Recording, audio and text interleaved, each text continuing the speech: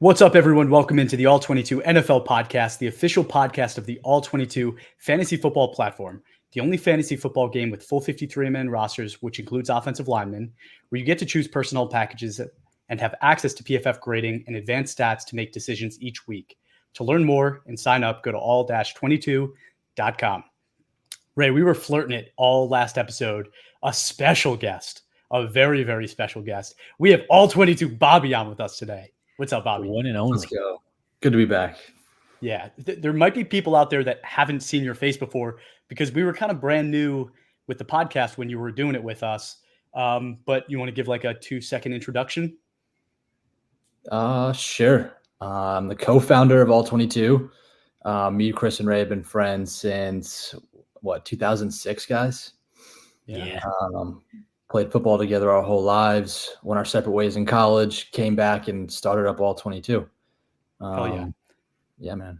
Dude, everybody out there, if you ever see anything that I post and it looks a little weird, it's because I didn't have Bobby review it before I posted it. So if you see all my good content out there that looks good, looks pretty, Bobby had his hand in on it. So awesome to have you, Bobby. I'm really excited for this episode. But before we jump into kind of the nitty-gritty, guys, 2 huge deals got done today. Penny Sewell making $112 million with, I think, something like $88 million guaranteed. And then Amon-Ra St. Brown getting a 4-year extension of $120 million with something like $77 million guaranteed. It's pretty groundbreaking stuff. They're both now the highest paid players at their position, all for the Lions. Yeah, it's Lions were busy today. And we kind of talked about this throughout the offseason, that the rich are going to get richer with these contracts, meaning that the positions that are paid the most in the NFL are going to accelerate at a higher pace than those that aren't. We're seeing a separation from the premium positions and the non-premium positions, and that's shown and reflected in the weights at All 22 when you play the game, right? Again, it's the PFF grade and the positional weight to measure the impact of that player's performance. And so you have the quarterbacks, your offensive tackles, your wide receivers. Those are 3 of your most highly paid positions in the league. And the price tag of those is only going up. Their value is only going higher, and the weight is only increasing in the platform as well. So it's just another example of NFL teams taking care of their premium players at premium positions. 2 cornerstones for the Lions. Penei Sewell, literally the number 1 offensive tackle in All 22 fantasy last season, the number 1 run blocking tackle in the NFL, and a top 20 pass blocker as well, who's only 23 years old. So massive contract, a cornerstone player, and is probably in contention for the top non-quarterback off the board in All 22. Amazing. And I don't know, guys, if I'm just thinking into things a little bit too much, like the conspiracy hats on. Does it mean anything that Amon-Ra's total deal was a little bit more than Sewell's, but Sewell's guaranteed money was a lot more than Amon-Ra's? No. No? You're going a conspiracy angle here. I think it's just, I don't know, the tackles last longer and a little more, I don't know, a little more durable. I try to find Maybe that's it. in everything. I try to find one in everything, but I don't see what is that one. I don't understand.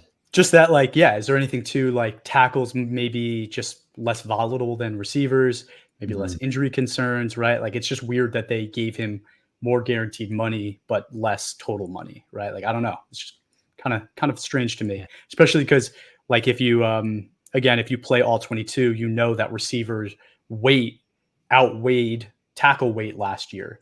So by a decent margin. Now the top offensive tackle, makes almost as much as the top paid receiver in the NFL. So obviously the NFL is thinking that maybe that dynamic is changing and maybe it's getting closer to neutral. I think there's, that everybody talks about it, the famous meme with Jamar Chase and Penny Sewell, right? It's which one's more important? They're getting paid the same. It's kind of equal right now. Although I would say maybe Penny Sewell is the number 1 tackle in the NFL, where Amon-Ra, like you said, Ray, he's number 6 in All 22. Maybe Jamar gets paid or Justin Jefferson, and that number skyrockets, right, and blows it out of the water. So that kind of relation between the 2 weights stays almost the same. Yep. CeeDee Lamb as well, contract coming up. At some point, the Cowboys are going to have to address that. They keep waiting, and the price tag is only going up. So Yeah, another one that can change the dynamic of that. Well, you can't really pay your receiver before you pay your running back if you're a Cowboy. Yeah, clearly. Yes, clearly. You have to take one in the first 2 rounds if you're the Cowboys. You just have to after investing in your offensive line. Makes sense. It is interesting to project forward, though, right? You mentioned CeeDee Lamb, Jamar Chase is going to get paid, and then on the tackle end, Wirfs, Slater, Darisaw, all those guys are going to get paid. So, like, the top 5 paid positions at both of those are going to look pretty different in a year or so.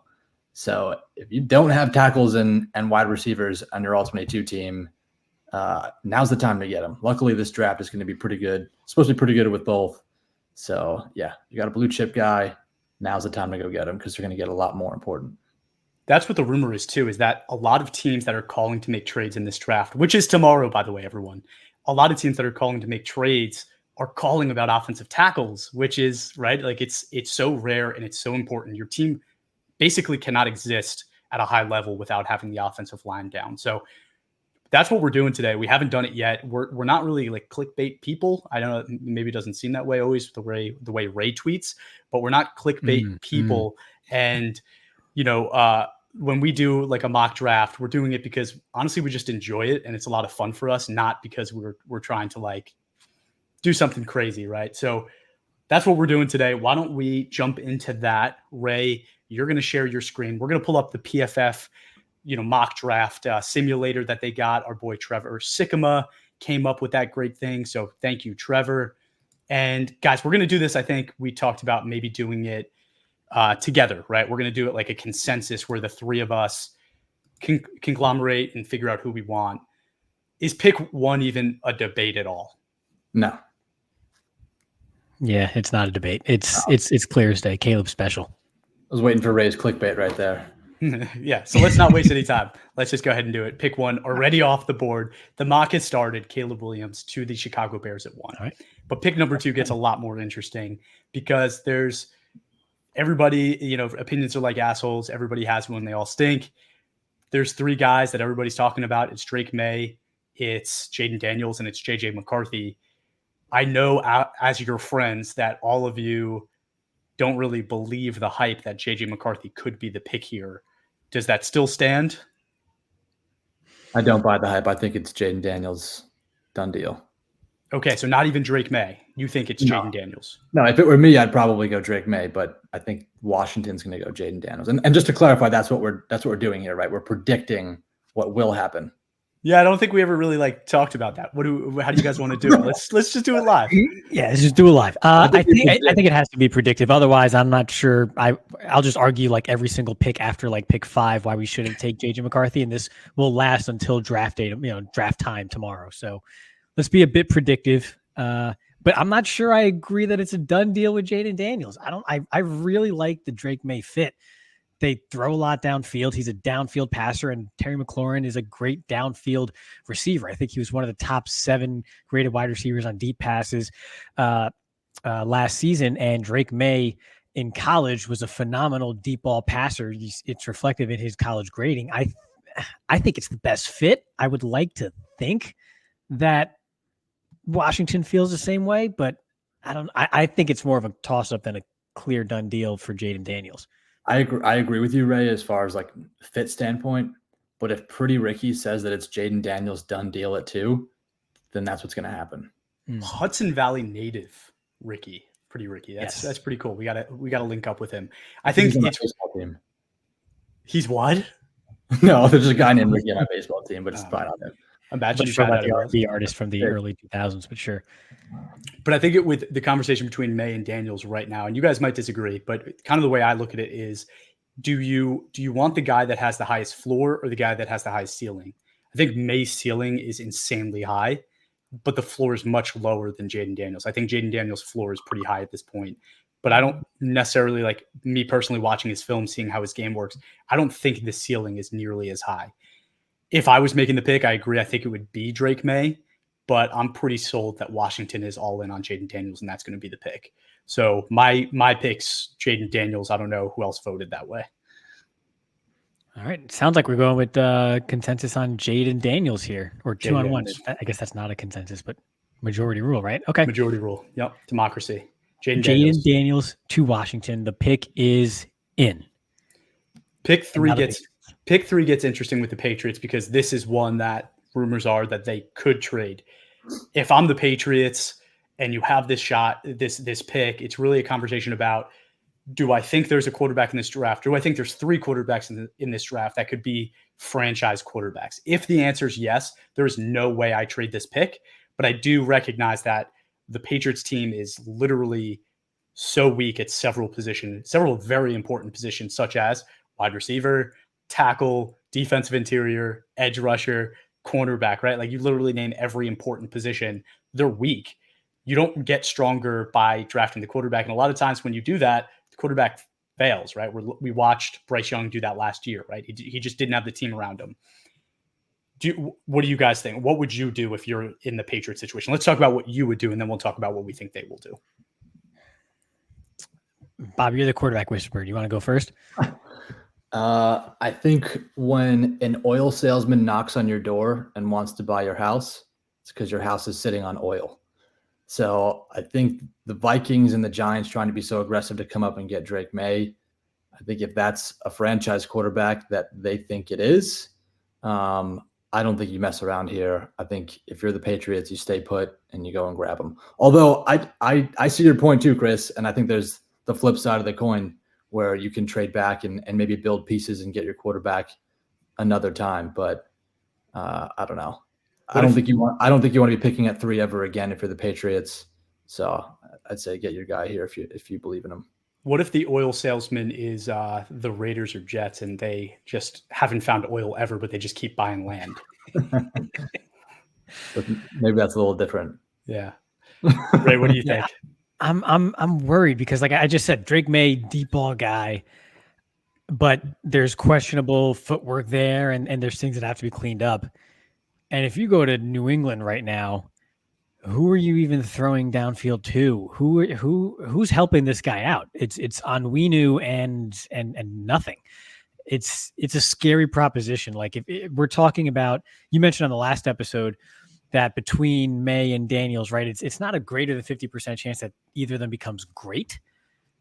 If you put one of them in a situation like New England, I don't know. It's one of those where you can look back 3 years from now and go, obviously it didn't work out because you just threw him into a dumpster fire and he needed some work. So clearly this is why 3 years later you're picking again and looking for another quarterback.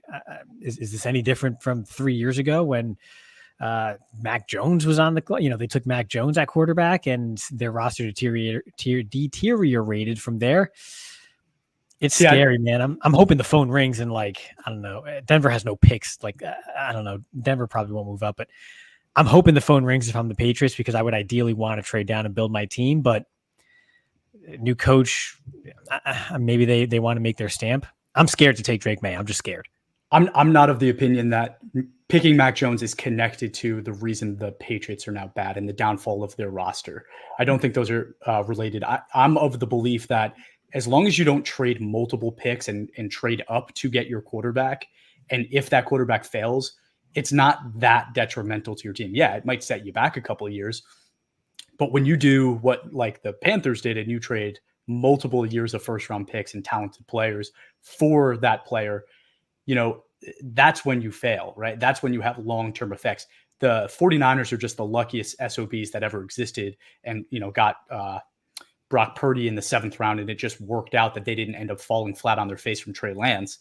But that's not everybody, right? And I think if the Patriots do stay here and take a quarterback and the quarterback doesn't work out, they can, it's not the worst thing in the world. They could always draft a guy next year. And on top of that, it's if the guy shows promise, hopefully next year, if you're picking high again, because maybe the team wasn't successful, you can get a receiver that's worthy, in the first round next year to build that team, or a tackle, right? I think this year, luckily, second round receivers look really promising, but you don't want to be in a situation like the Panthers were next year where you're like, yeah, we'll get the receiver in the second round, and that receiver is Jonathan Mingo, right? I think that's when it gets scary, when there's not that depth at receiver. But this year might work to the Patriots' benefit, right? If they draft Drake May, maybe it does work out. And I think that would be my pick. Long story short, I would take Drake May here. Just out of curiosity, can you hit that trade button and just see what's on the table?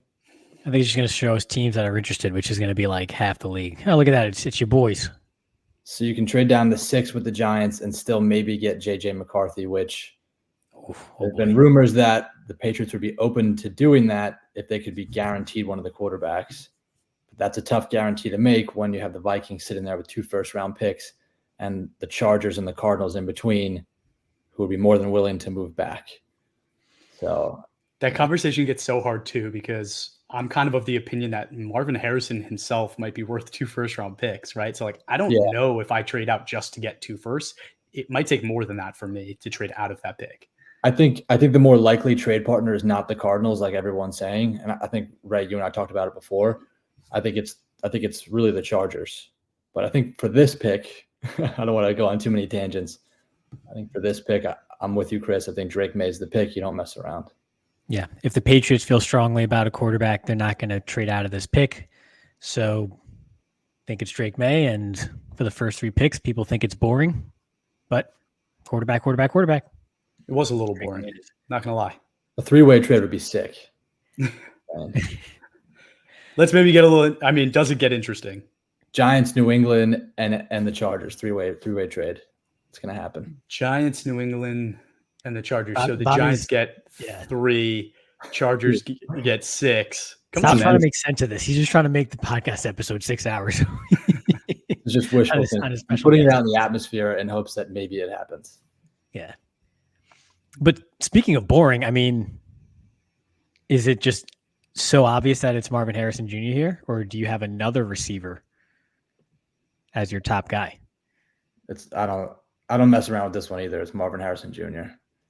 I think, Ray, you're the only one of this group that thinks Neighbors is equal to or greater than Marvin Harrison Jr.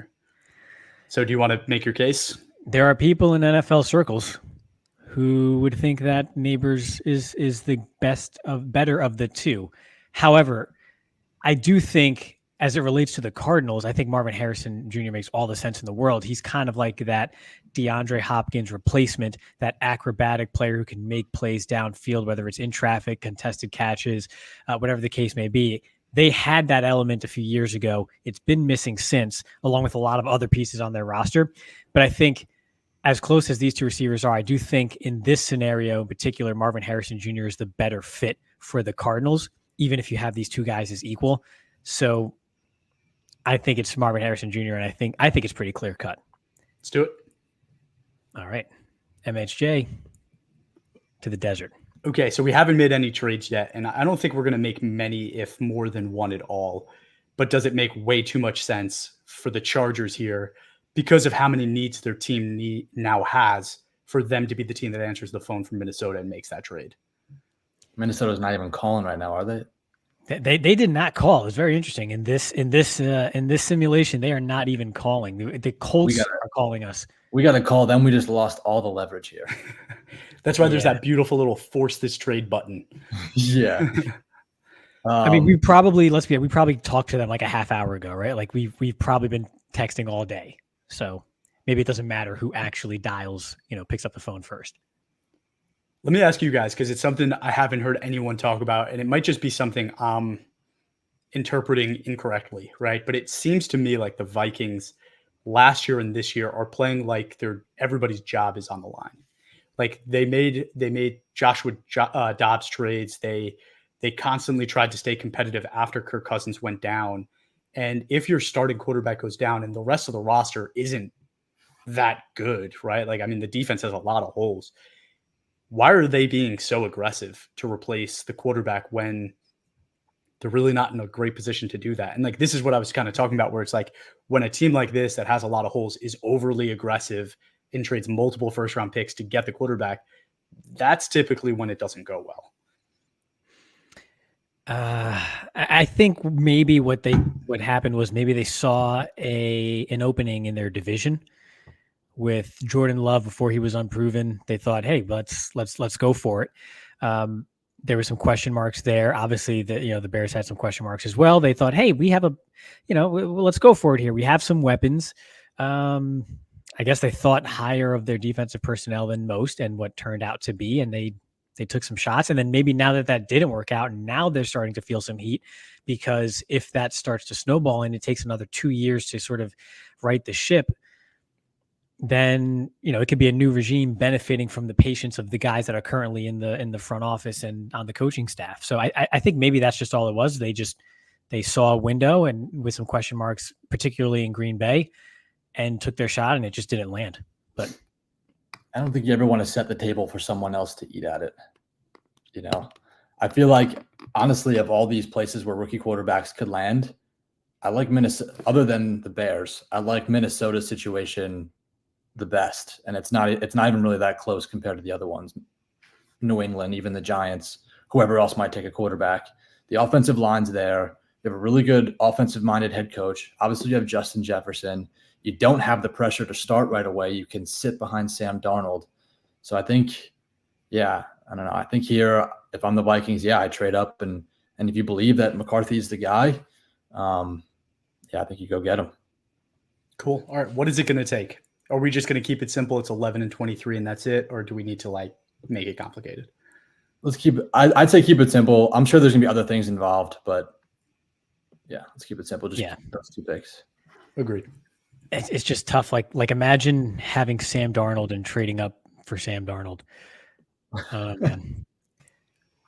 But wow. I agree. I think this is the trade that gets done. And I do think, in all seriousness, I think this is Bobby, you mentioned it. I think this is the best landing spot, especially for JJ McCarthy in particular. I think a lot of the motions that they use on offense and how they threaten defenses horizontally as well, I think fits into McCarthy's sort of wheelhouse. I think it's the best fit by far of anybody in the top 10 for JJ McCarthy. If he is going to succeed in the NFL, I think this is the place that he can do it in and that he would do it in. So this being a predictive for this being a predictive mock, so we all are kind of buying into the hype that JJ is going to go top 5 and that he is the 4th quarterback to come off the board and that it couldn't be Michael Penix. Yeah, I don't think you take that Penix in the top 5 now with that injury history, but it's just me. Bobby's the QB whisperer. No, I agree. I kind of like Penix a little bit better, just purely from how he plays. But I think all those other factors, McCarthy's the guy. Let's do it. McCarthy 5 to the Vikings. Giants. The Giants are up at 6, and I don't know how they're feeling about this, right? Are they happy that they didn't sell their souls for one of the quarterbacks? Are they excited about the tackles and receivers that fell to them, right? Because I talked about it on our top 50 episode, Ray. I think that there are legitimate 2 elite players on the board right now for the Giants with Hall of Fame caliber talent. And I'm not that upset if I'm the Giants, but I want to know how Bobby's feeling since he's the Giants fan. If it's me, I want Malik Neighbors right here. I probably feel a little bitter that Minnesota just traded up and took the last viable option at quarterback off the board for me. But at the same time, kind of saves you maybe from reaching on a quarterback again. But also now you're facing another season with Daniel Jones, which is not great. So if it were me, I'd probably go Neighbors. What I think the Giants will do is I think they're going to like Odunze better. I think Odunze probably interviewed. Reports are that Odunze interviewed much better with teams. I think Neighbors even was caught on camera trash talking Daniel Jones a little bit, and I don't think that's what they're going to want. So even if the quarterback is Drew Lock, because I don't think you're right. I don't think it's another year of Daniel Jones. It's a year of Drew Lock. Just get ready for it, buddy. Now, honestly, what I wouldn't be upset about here is if it is Neighbors or Odunze, and then later on coming back up for Penix. I just think they're going to have to come up very far for Penix, so I don't think that's really on the table. But yeah, I can see the Giants going Odunze here. Okay, but your pick would be Neighbors. This is predictive, so are we going to go Rome? I'm predicting Rome, but again, just for the record, I think Neighbors is the better player, and I even think he's the better fit for Brian Daboll. Oh, I agree with both those statements. I think this is the dream scenario for the Giants, and as someone, so to circle this back to all 22 as well, right? As someone who needs a receiver, for example, if you're someone who's looking to a rookie draft for a wide receiver, obviously you're looking at the elite talents on the board here. you probably don't want to see those guys or whoever's on the clock for you or on the board for you go to the Giants. It's probably not the best fit for them situationally, at least early on, because of the uncertainty at quarterback. But I think League Neighbors is still a good enough fit to make that work in Daboll's offense. And I don't like to – we're going to overthink interviews for wide receivers. I don't know. That's like the one position I wouldn't, but – well, I mean, we did that with Kadarius Toney. We overlooked the interview process, and we saw how that worked out. Best receiver in Kansas City. Yeah, so I know they don't want to run into that again. At the same time, my opinion is we have so many. The Giants always draft choir boys. At a certain point, you gotta have a little bit of edge. So, again, if it's me, it's Neighbors. What I think will happen is Odunze. Before we make a final decision, I just want to throw it out there, right? Like, do you think there's a world where 4 quarterbacks get taken and the Giants say, we have a few needs, right? Ray and I, we talked about it, right? That you need a number 1 receiver. You might need another tackle or at least some offensive line additions. And your cornerback 2 is not so hot and maybe even like some safety help. Is there a chance we just decide, let's get a haul of picks and trade back? Like I would have to think that the Jets in this situation are giving you a call because they would want Joe Alt. I think if you have an opportunity to get a blue chip guy, you get the blue chip guy. Mm-hmm.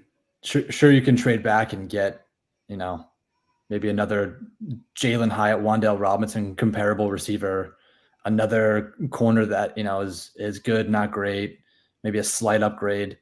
But yeah, I think I'm just going with the blue chip guy, the playmaker. Ray, I'll let you be the second vote here. Are we going to go Rome? Bobby's our guy. He's in tune here. So Okay. I think we have to go Rome, and Giants don't overthink it. They haven't had a 1,000-yard receiver since 2018 or something. It's been a literal half decade. So they get their guy. It's Rome.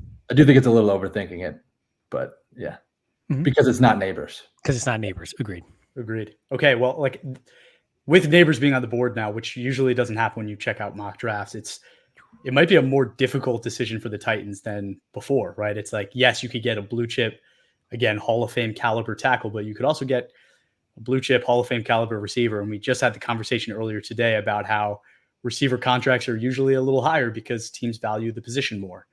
They're weighted higher in all 22. I know they got Calvin Ridley. I know they have Hopkins, but neither of those guys are, at least at this point in their career, game changers anymore. Are there any chances they're looking at Neighbors here? I think the way this draft class stretches at wide receiver versus tackle, when the Titans are back on the clock next, there will still be plenty of receivers available. The tackles will be gone, and they need one badly. And I think Joe Alt is just a perfect fit. Can slide right in, even at right tackle for Petit Frere. And they need it badly. They did bring in Calvin Ridley, so they still have Hopkins, Ridley, and they did draft, for whatever it's worth, Treylon Burks a couple years ago. So they do have some investment there. I think it's enough for sure that they don't pass on a tackle here, because I think when they're back on the clock, they'll all be gone, but there will still be plenty of receivers available.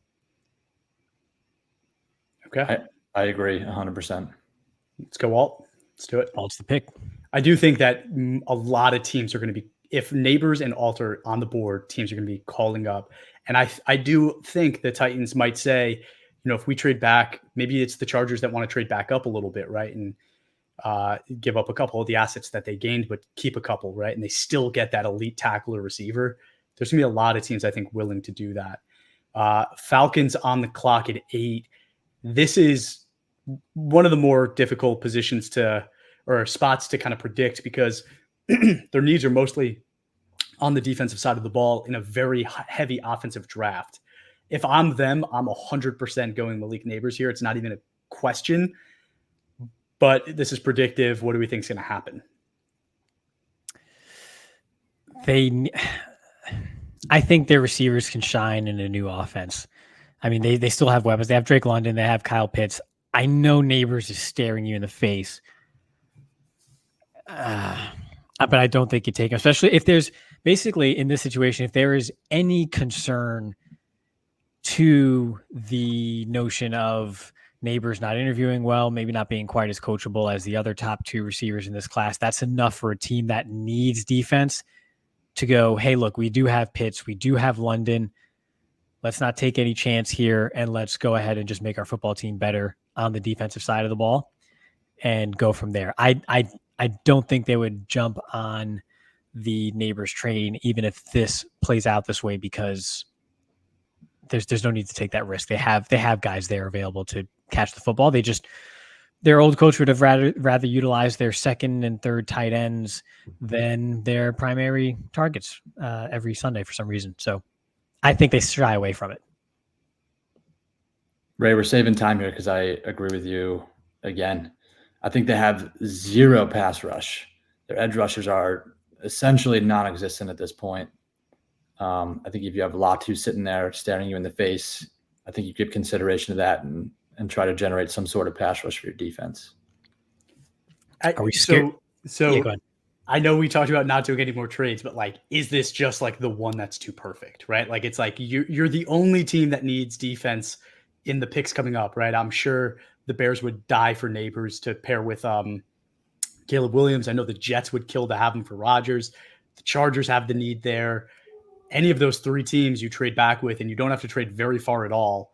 You give them the elite receiver, you get a couple extra picks, and you probably get the same exact defensive player that you were targeting at 8. I think the Bears would love to have Neighbors. I think Caleb Williams and Neighbors they're already friends. I'm pretty sure. I think it makes a lot of sense. And would you just give it to them, right? Like without getting a little something back? Right. Call up Chicago, tell them you're getting other calls, and see if you can get them to come up. That's what you want to do here? Yeah, you literally move one spot, you get a 3rd round pick, and you get the player you're going to draft anyway. Like, it's not that difficult. Okay. I would do that as well, because I know they're not going to take Dallas Turner. I don't foresee that. So fine. And we'll 9 and 75. Yeah. Fine. Yeah. Fine. There you go. Forcing more trades here after we said we wouldn't. So, all right. So the Bears now have Neighbors, DJ Moore, Caleb Williams. That situation was already good even before Keenan Allen. Keenan Allen. Can you imagine Keenan Allen coaching up those 2 guys? Like, that's unreal. I think we just talked about how Neighbors needs to listen, though, right? Yeah. Okay, Falcons on the clock. We talked about their needs already. We moved back, so now that elite Hall of Fame caliber weapon is no longer there staring you in the face, and we know we're going defense. Bobby, you had mentioned Latu. I think Ray, I think when we did our edge rankings, Dallas Turner was first for both of us. I think my vote would be Dallas Turner, but I'm really interested in Byron Murphy as well. I can go either way, though, whatever you guys think is best here. I just think the medical situation might scare people from Latu. That's my only thing. I'm not sure how high he goes with his injury history. Because, Bobby, I'm not sure if you're about to argue whether or not he's the better player, because I'm not. But I'm not. I mean, I do like him better, but I'm not going to argue that. I just think that edge is more of a need. It's a day one starter. You're going to get a ton of juice out of that squeeze. I go edge here. All right, I'm going Dallas Turner if it's me. Yeah, I think it's Turner. I think it would be a much bigger discussion if there weren't concerns with Latu. So Turner's the pick to Atlanta, and the Jets are on the clock. If they don't go Olu here, I'm just telling every Jets fan, same old Jets. Really? Go ahead, Bobby. I want to know where you think they're going here. Brock Bowers, dude. I think having Morgan Moses and Tyron Smith at least gets you in that Aaron Rodgers window right now. So why not add a weapon and try to get the most out of it while Rodgers is there? Only thing I'll combat to that is I'm a Packer fan. I saw Rodgers with young players, and he just doesn't utilize them like he should. It's just in his DNA. He likes guys that have been around the block for a while. That's why he kind of takes his guys with him, right? Even though Alan Lazard sucks, like they paid him a ton of money. He keeps Randall Cobb around, like he keeps doing that, right? So it's like, yeah, Bowers might be an awesome weapon, but are they going to use him like they should? I don't know. I hate it for the Jets. I also hate it for the Jets, but I think they might do it. Predictive mock, they do it for sure. For sure. It's the Jets. I'm still not for sure though, because I mean, the common sense is so strong to go with Olu here. Bobby, I feel like you have to. Every year the Jets draft, what do we always say? I can't believe they got that guy. I can't believe he fell to them. It's Brock Bowers. Like that's this year's Brock Bowers. It's like no shot it's anybody else. They should not do this, but I'm about to hit the button. Brock Bowers. So, okay, I'm hitting the button, and the Jets should obviously not do this, but I think they should. All in this final year. Oh gosh. And now if you're the Chargers sitting at 11 and Olu is there and you traded back, maybe you didn't get Joe Alt, maybe you didn't get Malik Neighbors, but Olu is there, you have to be licking your lips. I think that there is a way bigger gap between Neighbors, Rome, and Marv, and then the next guy, way bigger than Olu and Alt. So I would be all in on Alt, but I'd understand if we wanted to argue that they're going to take like a Brian Thomas Jr. or something like that. So I mostly agree with you, Chris, other than the player himself. Ooh. I like Fuaga here for the Chargers as the top run blocking tackle with position versatility in the draft. I feel like if Harbaugh wants to run the ball down your throat, let's get him a run blocker. I think he's a really good fit for the Chargers, and that's who I would predict at 11 for them. I agree. I think Harbaugh goes with the road grader here, even though Olu should be the pick here. I think he goes with Fuanga here, slides him into right tackle. They have Slater, they have Fuanga. He runs the ball and just runs his offense like he did at Michigan with heavy play action. I think that's the pick as well, even though Olu would be the top tackle on the board for me.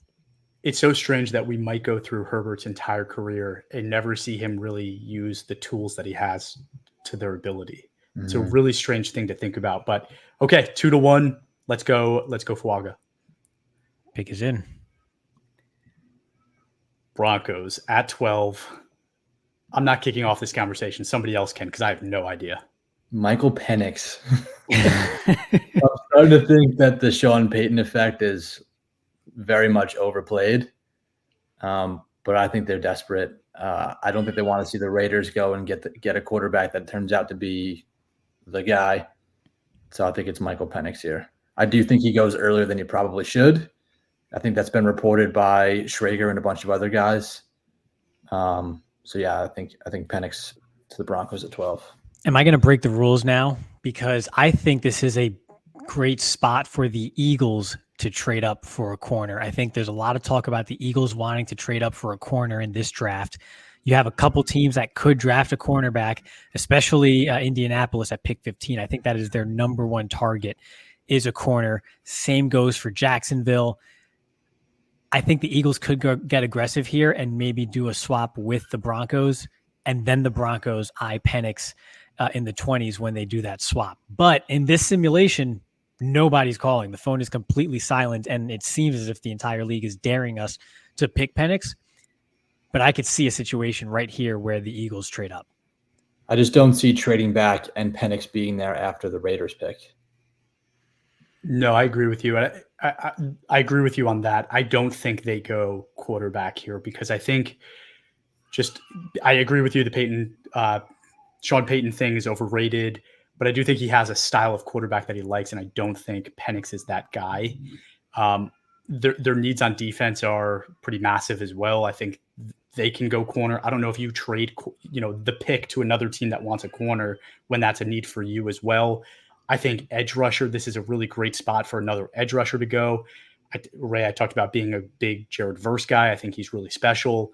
I also think Byron Murphy's really special. So I think those would be the two guys that I'm interested at this pick.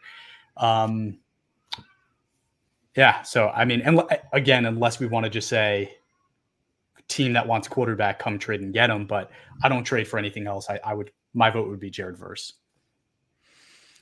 This is going to, I don't know how we're going to come to a consensus here, because I think if they don't trade out and don't take Penix, I can see them taking Terrion Arnold. We're going to be all over the place with this pick because they need so much.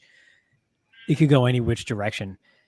I think I would be more in line with agreeing on the defensive player than a quarterback. So if we all agreed on a defensive player, I would be on board, but I can't give my vote for a quarterback. I think we all agree that they need a lot, right? All three of us say that. And I think teams that need a lot, it makes sense to trade back. So I wonder if that's what we do here. Okay. So then we want to explore the Eagles one, or do we want to identify the quarterback team?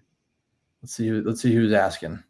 Nope, nobody's asking. So there's 0 trades right now. We would have to force something. Oh, I thought that was a 9. I can't really see. Nope, it's a 0, guys. We're sitting here. Well, so I mean, the teams that would though, right? So it's the Raiders to move back one spot. It's the Giants to move back into the second round and maybe get a first next year. It's who else passed on the quarterback that might have needed one? Is it just those two? I think so. Would the Raiders really trade within their division? Right? Yeah. Like you could probably cross them off the board. But like who would Giants? want to Yeah, I know. I can't see them making that move. That's a long move. It's a long move, and they know they still have work to do with that roster. I can't see that. Because yeah, go ahead. Like it's almost like you have to give up at least your first next year. Like that's like the starting point. Yeah, it's definitely the starting point. It would be more than that. And I think your GM is way too smart to do that. But they seem to really love Penix. I get it too, because Penix is such a leader, and that quality is something the Giants need desperately. So for that reason alone, they might be like, I don't care if he's the best quarterback. He's the best leader. I want him. Let's do it. Let's use the starting off point as the price and force it. Okay, let's do it. What are we doing? Giants. We are doing the Giants. Second and 2 firsts, or sorry, a first and 2 seconds, maybe. Which is probably a lot cheaper than moving up from 6 to 3 for May. Probably, yeah.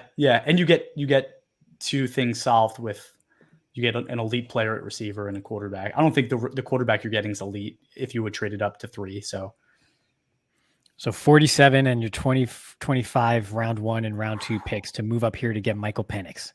Oh, that's Michael so tough. Penix gets to pair with his teammate Odunze too, guys. Like there's something to that too. That's kind of nice. Michael Penix had 4 seasons ended with injury in college, and you're still putting him behind the Giants' offensive line. All right, easy, Ray. Jeez. Let's do Ray. Take out next year's second, give next year's third, and let's take a look at players on the roster. We're not going to take long. We're going to take forever. No. Just pull it down, baby. Pull down that little player thing. Select a player. Pull it down. You don't see it? Oh, no, I don't. Oh, no. Bobby, look, off your head, who would you guys trade to in this situation? Remember, like, Noah Fan. Ojulari. Beautiful. Ojulari. That's the player. BJ Ojulari. No, Azeez Ojulari. Sorry, too many Ojularis. By too many, I mean 2. Okay, that's so a second, a third, next year's first, and Azeez Ojulari. That's a lot. Get Michael Penix. You're moving a long way. And have some guy named Aaron Stinney blocking for him. Yeah, I feel like it's fair without Azeez, but let's do it. Let's do it. All right. You got to put the 12. Yeah, I got to put the 12. Wouldn't that be something? Okay. Oh, man, that hurt, but the Giants are on the clock, and they are taking Michael Penix. How far do we have to scroll? 36, I think. Okay. Man, that next head coach is going to be pissed. All right. I like the pairing. Like you said, Bobby, though. I like Penix and Rome together. That's awesome. That would be really cool. Dude, and Evan Neal protecting his backside because he's a lefty. That's great. That's awesome. Yeah, you had me for a minute. Heavy sarcasm. Yeah. Mm-hmm. All right. What are the Raiders doing? Because they wanted Penix bad. They offered a first and a third to move up one spot. Didn't happen. They got needs all over the place. What are we doing? They just signed Wilkins, right? I think at that point, then they take the top corner on the board. I think for them, it's Quinyon Mitchell. If we're in this scenario here, I think they have to go defense. And I think that's the pick that works for them. I don't have them going defense. You don't? Okay, go ahead. I have them going Brian Thomas Jr. I feel like he's so Raiders. I know, and I feel like putting him in the same wide receiver room with Devontae Adams would be really good for Brian Thomas Jr. At the same time, you have Jacoby Myers as your wide receiver too there right now, who I feel like Josh McDaniels might be the only guy who likes Jacoby Myers. So I think new coaching staff's going to want to get their own guys. Yeah, I got Brian Thomas Jr. there, guys. So this is a team, in my opinion, that since they missed out on the quarterback, it's going, do we have the foundation for the next guy? Right? You're going corner, Bobby, you're going receiver. To me, foundation is trenches, and like that's how you do it. The defensive line is pretty set, but the offensive line needs work. This is such a good offensive line draft. Olu is still on the clock, still on the board. I would go Olu. I mean, they have two pretty good tackles, though. This is so tough. I mean, I could see that. I hate when these teams that are drafting outside of the top 10 have all these needs, because it makes it so hard for this situation to try to actually peg what they're going to do here. I kind of agree with you, Bobby. Obviously Colton Miller is Colton Miller. Thayer Munford isn't terrible. I kind of like him too. I think they like him enough to not take a tackle here. Also, you're not getting a quarterback this year, right? So go ahead and let Gardner Minshew get the shit kicked out of him without a tackle there. And then when you do find your quarterback, then maybe solidify both the bookends. And I think I forgot this is predictive for a second, and this is the Raiders, so they're going to make the wrong decision. So let's go wide receiver. I feel like Chris just insulted our picks, right? Yeah, big time. Yeah. Ray knows my hatred for Brian Thomas Jr. as a player, so he's going to be great because I don't like him. But yeah. All right. Okay. Fair enough. Okay. So now we're on to the Saints. I think this one is like the most obvious one of the top 15 once you get past like the top 6. It's Olu. Yep. Do it. All right. Clear need, blinking light, BPA, Olu. Colts at 15 is an interesting conversation because they're another team that could go a ton of different ways. Anthony Richardson is obviously the quarterback. Rookie quarterback got hurt. They're trying to develop him. They don't have a ton of holes on offense, though. But do they just add to that arsenal to get him more weapons so that he can have a higher chance of success? Or do they try to build the team around him and get the corner so that the defense is stronger? I don't know. I have a couple little birdies out that way in Indianapolis, and everything I'm hearing is defensive back. And right now they have their pick of all of them. I can't. We all follow Pretty Ricky, dude. It's all good. It's not. I don't know what Pretty Ricky has said. And I have multiple birdies. Indy was tough for me too. I also do have them taking a defensive back here. I thought Quinyon Mitchell was probably the best fit for what Gus Bradley tries to do, but open to debate that one. Yeah, I think he's not my personal top guy, but I think Quinyon Mitchell is the fit here for Indy. Mm-hmm. And I don't think they go away from that. I think he would be atop their board. Let's do it.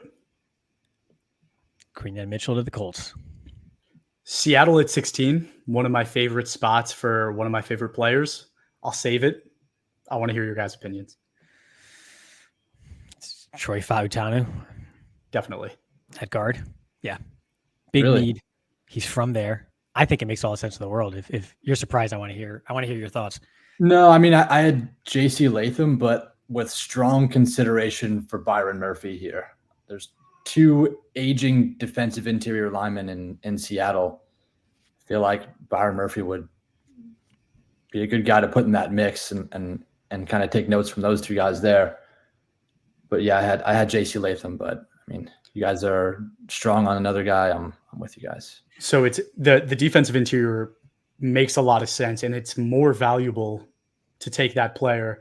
And I really think this pick comes down to what they think about Abraham Lucas's health long term because he hasn't really been healthy. He's their right tackle. He's a great player when he's on the field, but just can't stay on the field. If they think he won't stay on the field, Fout now is a great guy to plug in there, right? He can play tackle, he can play guard, even if he comes back. So that's why I like him so much. But Latham, I think, can do that too. He can play tackle, he can play guard. I think he's definitely, in my opinion, a tackle, but he can do both. But if they think he's healthy, I think you're right, and I think they go defense.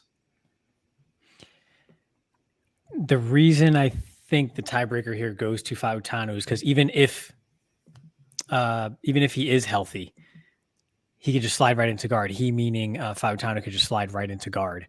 So if Lucas does turn out okay, I mean, the need is still there on the inside. They have Anthony Bradford currently projected to start at right guard. Laken Tomlinson at left guard is getting older as well. I think Fautano gives them a piece where he could slide out and be a fantastic tackle, in my opinion.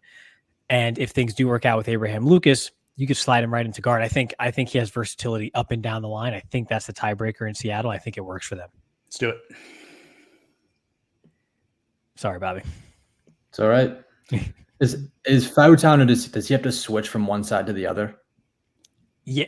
Yes. He's a left tackle right now. He would have to switch. I know it's like, wiping with the other hand, but yeah, I think he can. I just hate that. And that's why I didn't have him going there. I had Latham because he can stay at right, and Latham graded well, both pass and run. I felt like it's just an easy fit. And Latham played a year at guard as well. So he has that in his tool belt. But picks in, we did it. Can't go back. Jags at 17. I looked at the needs for the Jags there that are listed, and the fact that receiver's not there, we need to call Trev. We need to have a conversation. Like they lost Calvin Ridley. Their top receiver is Christian Kirk, and I don't know if I could name another one. Yeah, but here's the thing. Even so, the only one, at least I think so anyway, the only one that you would consider, because I think this might be a reach at this point now that Brian Thomas Jr. is gone, is who? Xavier Worthy. I mean, I think the board just didn't fall that way, even if they would consider a receiver, because it's Christian Kirk, it's Zay Jones, Gabe Davis. Like it's not inspiring by any means. I just don't think the board fell that way to go receiver. And I think there's a blinking light here as to who it should be, but I'll save that one. I think there's two blinking lights to me, Ray. It's the secondary is getting a little bit older. They brought in Ronald Darby, who's 30. They brought in Arik Armstead for the defensive interior, who's also on the wrong side of 30. So I feel like both positions are getting a little bit older. I think both need an injection of youth, and just from a pure positional value standpoint, I went Byron Murphy for the Jaguars. Felt like it was the like I said, the more valuable pick at this spot. Let me ask you guys a question, because maybe this will. I want to help sway you to agree with me, which I might not do. But if you're Trevor Lawrence and he hasn't signed a contract extension with them yet, are you signing a contract extension in Jacksonville with what they've given you on offense, and obviously what they're going to continue to give you on offense if they go defense here? Yeah, you're still going to sign it. I mean, whatever they put in front of you is going to be like $80 million in new money, like in a check the next day. He's going to take it. He's going to sign. He probably shouldn't be happy with what they did. Somebody else can give me that. He's not going to wait that long. He's deferring another year. The Jets just signed Brock Bowers. They have Garrett Wilson. Aaron Rodgers retires. He's not going to the Jets ever. I'm just saying that's a volcano for quarterbacks. Just not going to happen. I'm just saying there are plenty of teams that can give him an $80 million blank check. $80 million blank check. That didn't make sense. You haven't swayed me. Yeah, that doesn't make sense. You haven't swayed me. But so I'm not even going to call this one a birdie because it's actually a pretty public voice that is pretty convinced they go defensive back here and is pretty convinced about something else that I think happens with the next pick in Cincinnati. I think they're going to go Terry and Arnold here. If he's on the board. If not Terry and Arnold, it's perhaps Quinn Mitchell, depending on how it falls at this point. I think they're going defensive back if we're being predictive, even though I do really like Byron Murphy, and he's far better than the 17th best player in this class. Yeah, I think it's incredible value to get here at 17. Let's do it. All right, Byron Murphy it is. Sorry, don't click that. I was saying let's do it. I think it's Terrion Arnold. Sorry. I think it's Terrion Arnold because I think they've invested so much in the trenches in recent years that they need to add depth elsewhere. My vote would be Terrion Arnold. But they just got Anton Harrison in the first round last year, right? And then they have Cam Robinson on the left side. I don't know. But they signed I just look predictive. I just don't see them doing it again. Terrion Arnold, corner. Not Latham. Oh, Jesus. I'm sorry, guys. I'm looking at the logos wrong mixed up. Yeah. Yeah. All right, Arnold it is. Hey, Arnold. Okay. Pick is in. Terrion Arnold to Jacksonville. Okay, 18 Bengals. You have rumors. What are the rumors before we waste time? I think if it gets here, I think it's J.C. Latham. Yeah, I mean, I would have said that anyway.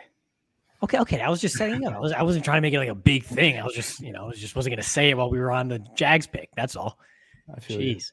I think it's fairly obvious, but then Bobby's going to talk about an edge rusher from FAU or something. But no, because they already have an elite edge rusher from FAU.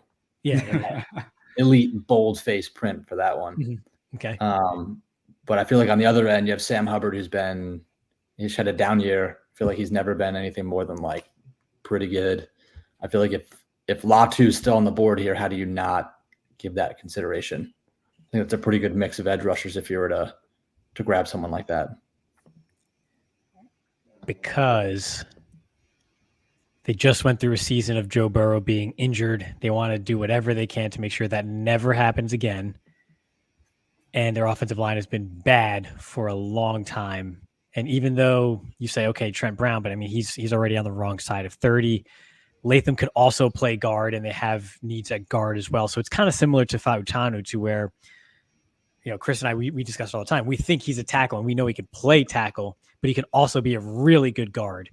And that way the Bengals can do so much with him. They can plop him in wherever they truly need him to. And again, I got birdies. I got birdies out there. Can I see the tackles that are available? Just sorted by that.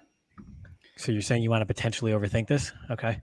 No, I do think the pick is Latham. I just wanted to have a little conversation about how starting to get thin. Something that's telling me, my little birdie is that I think a lot of teams are higher on Mims than I am.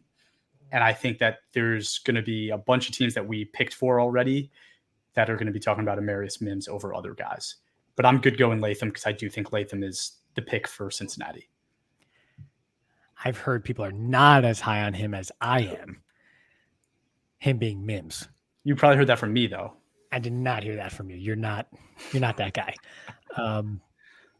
I think predictively it's Latham. I mean, if I were them, honestly, I understand the versatility argument, but I'm the guy who loves Mims. I mean, we're talking about literally the best tackle frame we may have ever seen in the NFL ever. But I think it's Latham here. He could play tackle, but also the versatility to fix their guard, and they want to keep Burrow upright. Bam. Now what the heck do we do? Rams at 19. Rams at 19, another team that has a lot of needs. They lost Aaron Donald to retirement. A lot of their team has aged kind of out, right? Or they had to get rid of him for contract reasons. They have needs all over the place. I think they could go a million ways. Bobby, what's your opinion on this one? How is edge rusher not on that list of needs? They have nobody. They have what's his name? Byron Young. They're like, what was he, a 5th round pick or something like that? Doesn't matter. 3rd round pick. It doesn't even matter. But other than that, they have nobody. I just don't see how. Again, I don't see how you see Latu on the board here, or even Jared Verse, and just let it go. Because Byron Murphy is on the board too. But looking at their roster, don't they have like decent defensive interior? They still do. Now, we've talked about how maybe that's because whenever you're lined up next to Aaron Donald, he makes you look a lot better than you are. But Kobe Turner's pretty promising. Bobby Brown III as well was a 4th round pick a couple of years ago who's done fine. I mean, I don't think he prevents you from taking a great guy, if he's at the top of your board, if he's there. But also he's a different kind of player than someone like Murphy or Newton. This guy's almost like 330 pounds. You're talking more of that run stuffing, one tech type of player here. I think because of that, I do lean towards edge rusher, although it's like you just lost Aaron Donald and Byron Murphy's there. But I think, yeah, I think it's Latu. Like her. Yeah, I think it's Latu. I also think Latu fits better than someone like Verse, who I think is a bit more of a power player. So I do think it's Latu here as well, staying in LA too. So look at that. Let's do that. I like Latu here. Steelers at 20. Ray, you lead off the convo for this one. I think this one is pretty straightforward. I think they're going to go offensive line here, and I think it's going to be their top center, who is not a center in this simulation here, but I think it's Graham Barton. I think they're ecstatic that he fell to them, and I think that's the pick. But open to others because they do have several needs here as well. That line has not been good for a while. Yeah, I don't know if you want to go into the season. You just got 2 new quarterbacks. I don't know if you want to go into the season protecting them with Dan Moore. So my pick for them was, where are we? Amarius Mims. Amarius Mims, putting him with his former teammate, put his former teammate back from the right side to the left and let Amarius Mims go in and take the right side and bookend it. I think it makes a lot of sense. Breaking my heart. I do too. And it's funny because we usually know who the Steelers are picking by now because it just gets out and everybody knows. Yeah. I don't know, but Amarius Mims to me is definitely the pick here. And that's the other one. So yeah. Mm-hmm. Okay. I'm heartbroken. Maybe I tried to manifest him to fall a bit further, but I can absolutely see that too. I don't have a birdie on this one. I know it's one of those two. Mims. The Dolphins at 21. I've made it known that I think if they go anywhere but offensive line, just God rest to his soul, right? It's like it's just going to be brutal for him, but open to the conversation. I think there's another blinking red light here. Do you see that light, Bobby? I don't know if I'm seeing the same light as you, but yes. If you say Xavier Worthy, I'm going to be so mad. No, dude, hint. I'll give you a hint on the screen. Can you put oh, really? Yeah, it's not on the screen for me. I'm good with any of those, Ray, if that's where you want to go. But Bobby, who's your guy, Bobby? So at this point in my mock, I did not have Byron Murphy lasting this long, but I do have them going defensive interior here. Oh, he's the best player on the board. He's the best player, and it fills a need. Look at their defensive interiors. Like, yeah, you've got Zach Seiler, who's going to be 29 by the time the season starts, and like not much more. I think that's what they're going to do too. I think it's a pretty high value pick. You can get interior offensive line a little bit later on and address that there. You do have your 2 tackles at least for this year. So I think get the best player available. I would be absolutely floored if somehow we get by the Steelers and the Dolphins and neither Graham Barton or Jackson Powers Johnson get taken. But I could totally see Byron Murphy here too. So Byron Murphy's the pick for me. Okay. All right. He's too good to pass. Majority rules. I hate it. Yeah. Speaking of hate, it's your pick. Speaking of hate, I'm prepared to hate whoever comes off the board here. I got another blinking light here, but apparently we don't see the same things here. So I want to hear your thoughts first, Chris, because Bobby's seeing red right now. Yeah, I mean, I think it's corner. I think that need is pretty big, and this is a team with very few needs. Like we're finally at that point where we got past the needs, the teams that have these awful holes on their team. The Eagles don't at all. Cornerback is probably one of the only areas that's a weakness for them. I'm not even going to call it a massive need. It's just a weakness. I like Kool-Aid McKinstry the best out of this group, but I think in this situation, Cooper DeJean has more of this kind of like number one corner body physicality that I think the Eagles could covet. Yeah, I also like Cooper DeJean here. He's got corner and safety flexibility. Obviously, Bradbury's on the decline here. I think Cooper DeJean makes too much sense for the Eagles, and I'm prepared to hate him. Agreed. I think it's Cooper DeJean for me. I think that's the blinking red light. So DeJean to Philly. Yikes. Okay. Chargers back on the clock at 23. Can you just remind us who we took with the first Charger Chwanga. pick? Fawanga. So they So went we offensive took line. the tackle. Mhm. Yep. Don't have any receivers. Have needs all over defense. How are we doing, guys? Is it going to be running back? I have a hot take pick here. Please tell me the hot take. It's Roman Wilson. Oh no! When did they pick the could second? happen. That could Coaching happen. staffs like to get their guys, and like this is literally Harbaugh's guy. He's going to want pick again at 37. Okay. You think he's gone by 37? Dude, possibly. I don't know, but I'm putting him here. So one of the feedbacks I got, Ray, when you and I did our receiver rankings was that we did not mention that player. I like him. People like him a lot more than we do. And I mean, I like him. And you even talk about how JJ McCarthy just wasn't really asked to throw the ball that much, right? So is it a case of the receiver's just better than the situation he was in and they didn't need to rely on him? I think Roman Wilson very well could be the pick here. Apparently, a lot of teams have just crossed out Adonai Mitchell from their board. So I do think the fall for him makes sense. And I think maybe he continues to fall at least one more pick. So I would have to look at those other receivers that are there. Troy Franklin, I think, could make a lot of sense. You get a field stretcher in him with a big frame and a lot of production in college. I don't think they would go with Alad McConkey. He just doesn't – he's not changing that environment enough. Keon Coleman could be. He's a big body, and you might bet on the traits. Ray, what were you thinking for this pick before we get into receiver too much? I am flipping tables over in the war room if we do not take Jerzon Newton right here. Like, if Jim Harbaugh is telling me he wants to take Roman Wilson right now, and we're going to be on the clock like 10 minutes into the next, like into round 2, I am never letting him hear the end of it. In my defense, in my personal mock, Newton was already off the board at this point, so he wasn't an option for me. Yeah, I can't see him falling later than this. I mean, currently, the middle of our defense is manned by Christopher Hinton.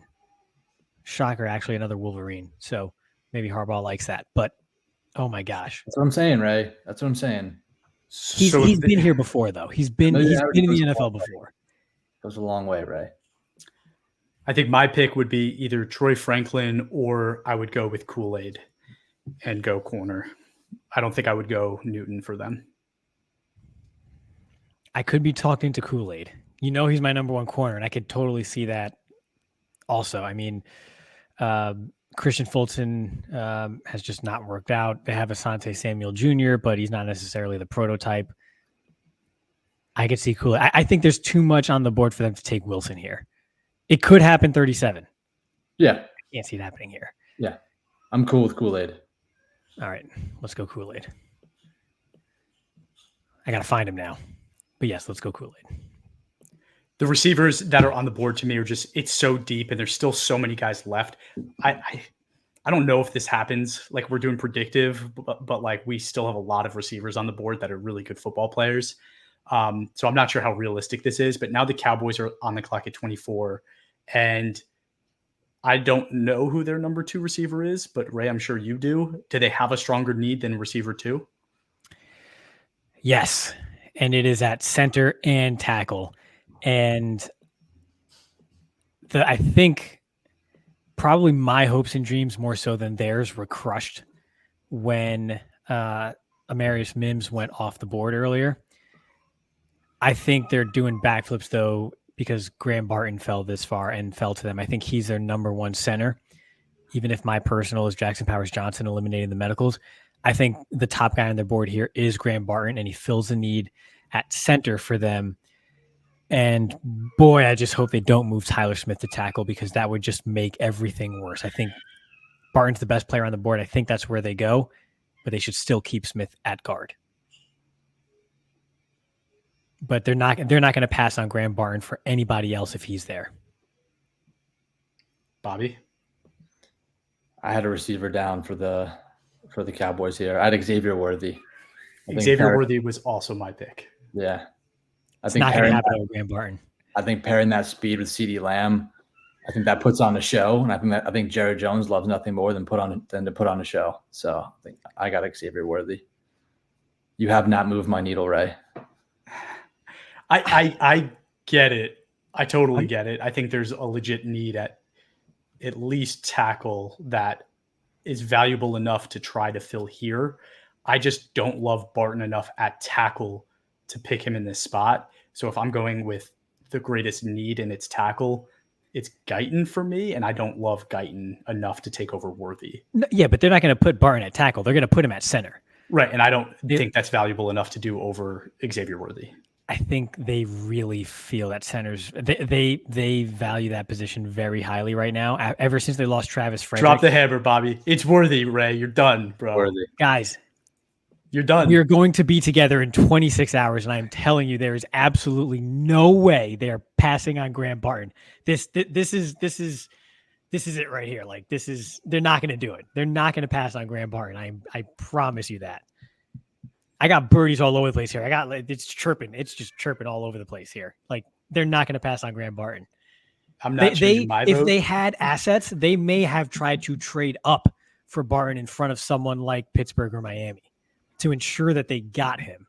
And now he fell to them. Look, you guys went worthy. I don't know if it was against the grain, but you guys went Odunze for me with the Giants at 6. I gotta accept it now. Strongly. Boo. Boo. Yeah. All right. Yeah. Barton, go ahead. It's Graham Barton. You won't be sorry. Graham Barton. No, I'm sorry because the only reason I was fighting it so hard is because the Packers are on the clock next. Yeah. See, and I want Graham Barton for the Packers. Agenda with this guy. Graham Barton goes to Dallas. And speaking of trade up, like the Packers might trade up with one of these teams to get Barton. There's going to be a fight for Graham Barton in the early 20s, mostly between the Packers and the Cowboys. I firmly believe that.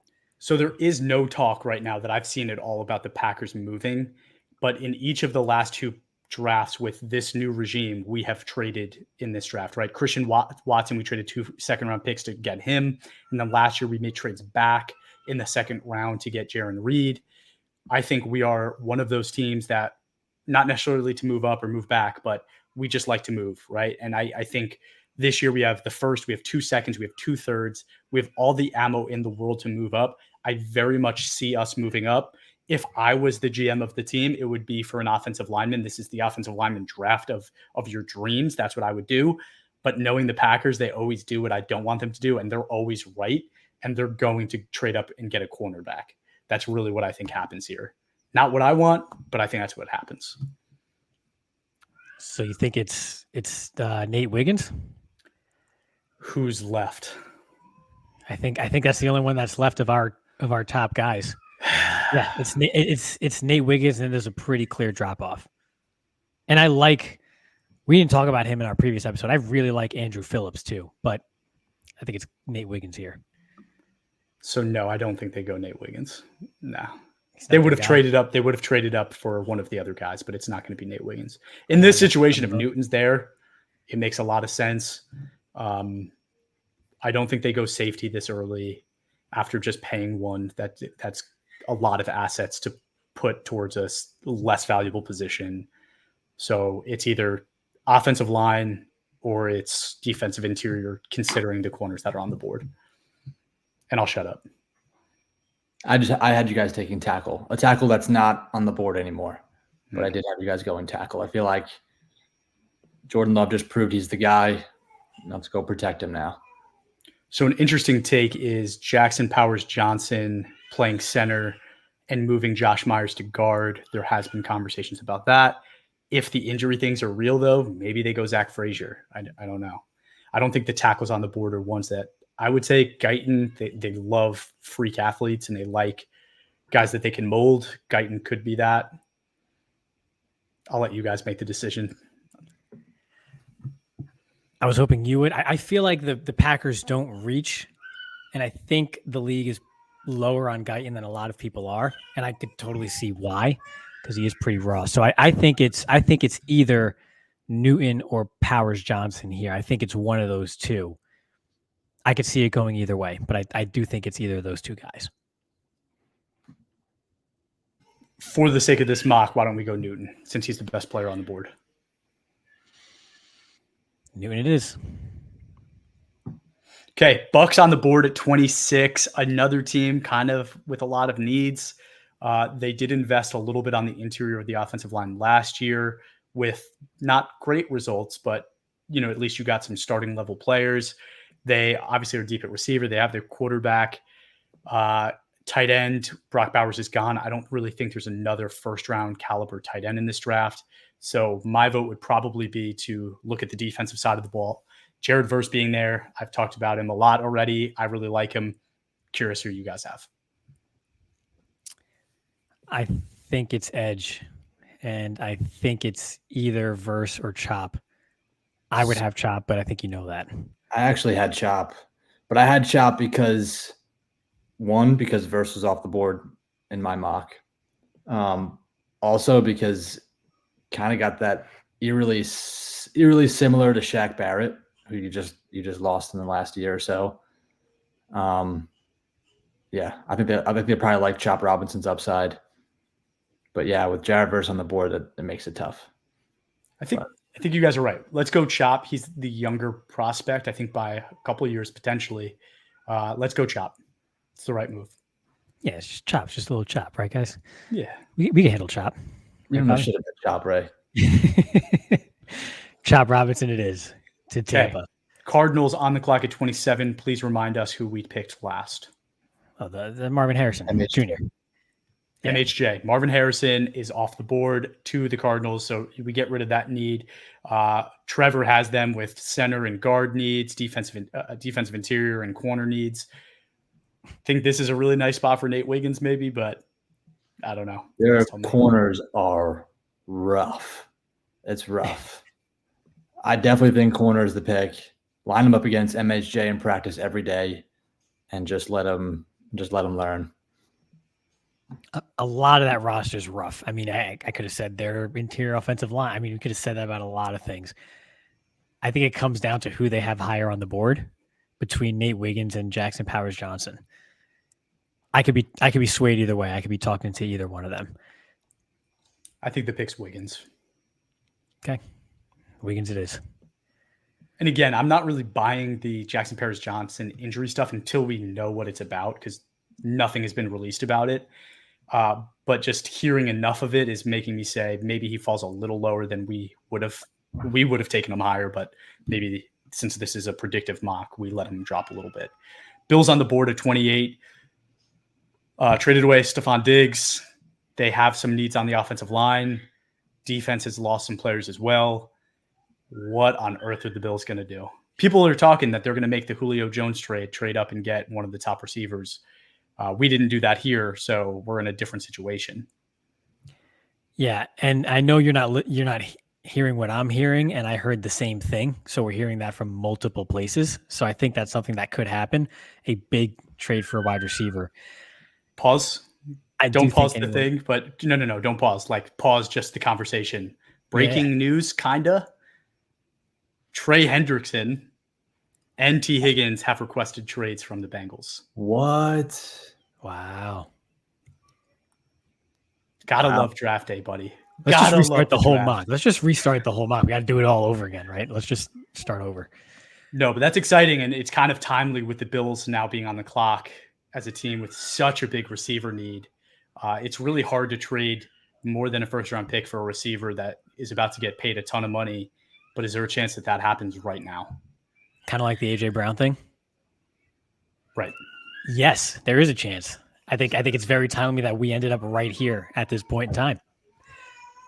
But I can't put that in here. And and I still think, it's less than 50% chance that probably that all comes together, at least as we sit here dinner time, Wednesday.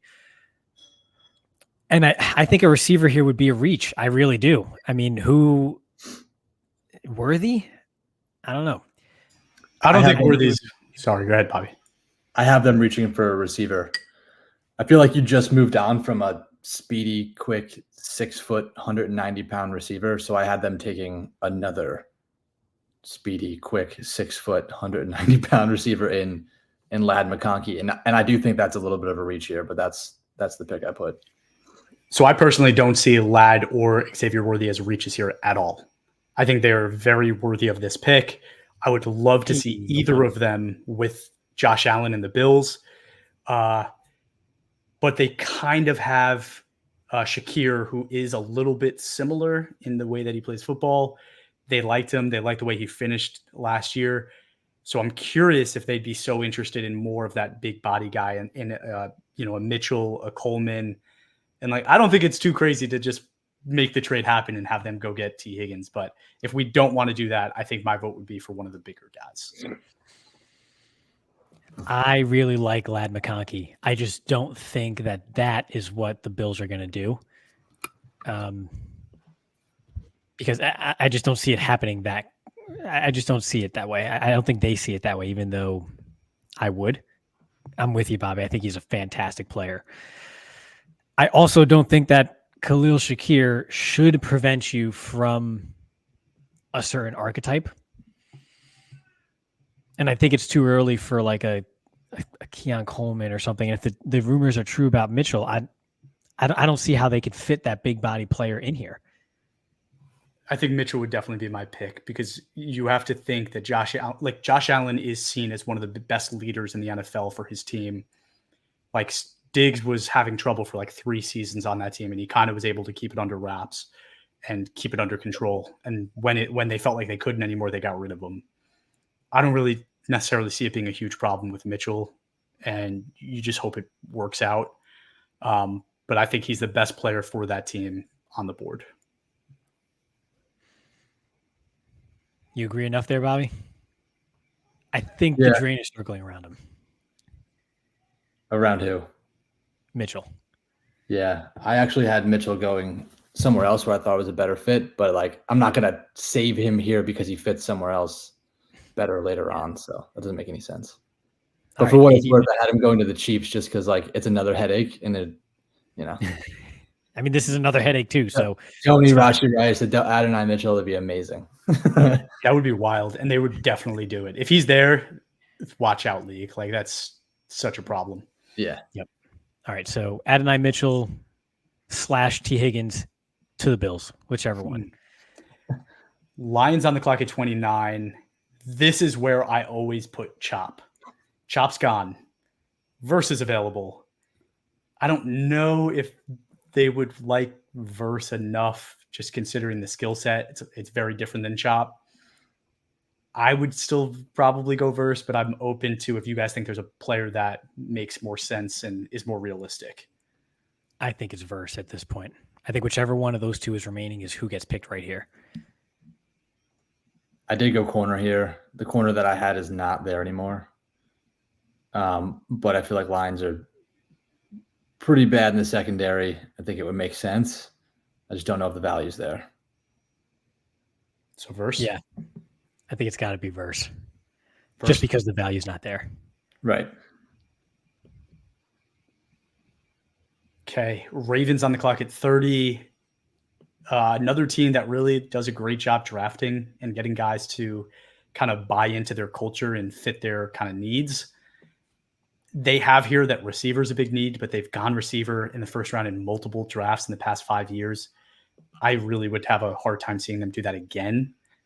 Some holes on offensive line, edge, corner. Where do you guys see them going?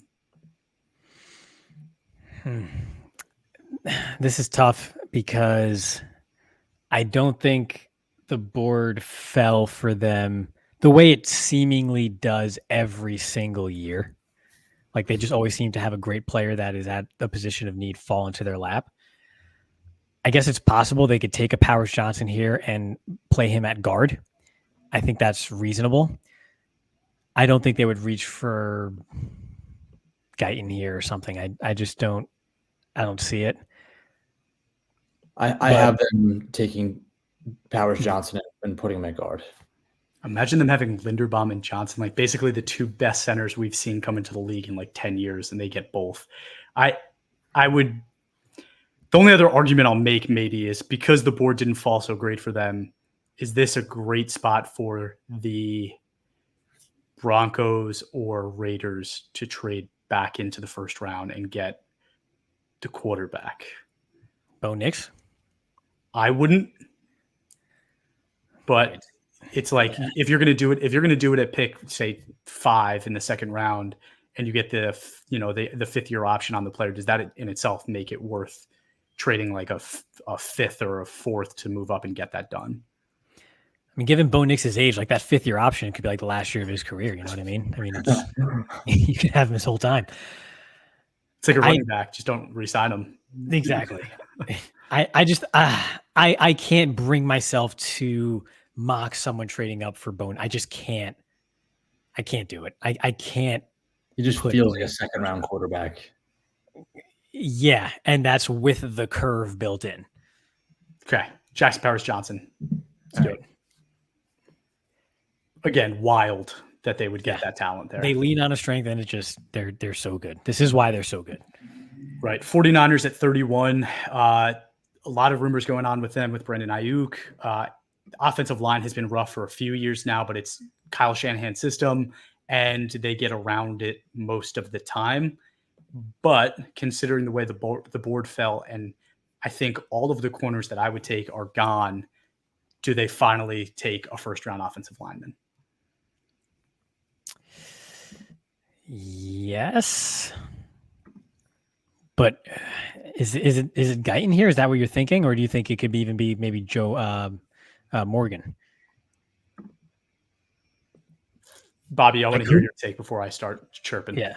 No, I had them go in corner. I thought their offensive line was good enough to not address it in the first round and go elsewhere. Having said that, again, the corners that I had still available here are gone the way this board laid out, and I just don't think the value's there. So, yeah, I could see them going with Guyton, letting him compete with McKivitz, and, just rearranging the offensive line based on that. So I think there's a world where they can fit both needs by trading Brandon Ayuk. If they trade him, maybe they get a mid-first round pick in return, get the corner, and then add a tackle at this spot. And I do think it would be Guyton over Morgan because of the raw talents.